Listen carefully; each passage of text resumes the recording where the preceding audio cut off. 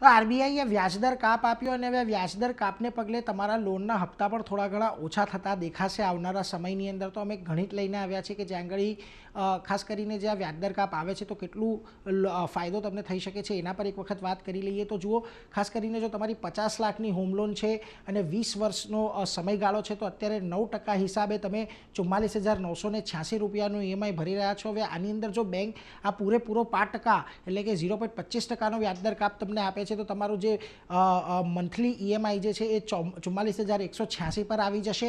આનાથી તમારી જે બચત થશે દર મહિને લગભગ 800 રૂપિયાની બચત થશે. કુલ વ્યાજની બચત લગભગ 4.36 લાખની થશે અને કદાચ તમારો લોનનો સમય પણ અહીંયા 10 મહિના જેટલો ઘટી શકે છે, એટલે એના પર એક ધ્યાન રાખજો.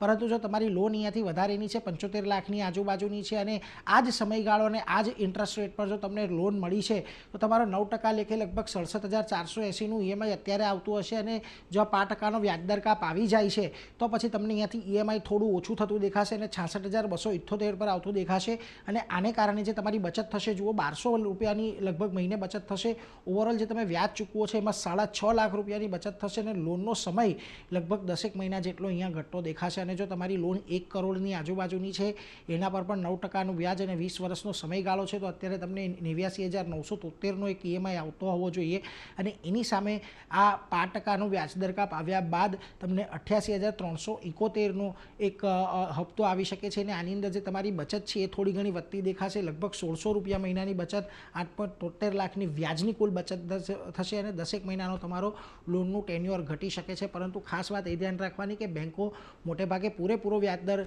કાપનું ટ્રાન્સમિશન ગ્રાહકો પર નથી કરતી, થોડો ઘણો ઓછો કરે છે. પરંતુ જો આનાથી એક વાત ચોક્કસ છે કે તમારું આ જે પ્રકારનો વ્યાજદર કાપ આવ્યો છે એનાથી ચોક્કસથી તમારા હાથમાં થોડા ઘણા પૈસાની બચત થશે તમારા ઈએમઆઈની અંદર.